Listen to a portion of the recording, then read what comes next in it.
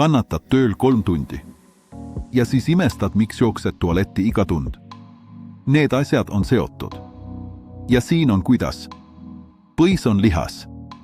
Nagu iga lihas on tal normaalne toonus. Normaalne maht 400 milliliitrit. Täitus.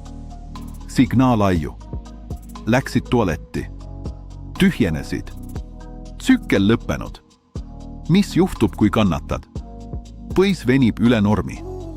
Lihaskjud pingutavad üle. Ükskord pole hullu. Aga kui kannatad iga päev aastaid, kaotab põiesein elastsuse. Lihas nõrgeneb. Tulemus.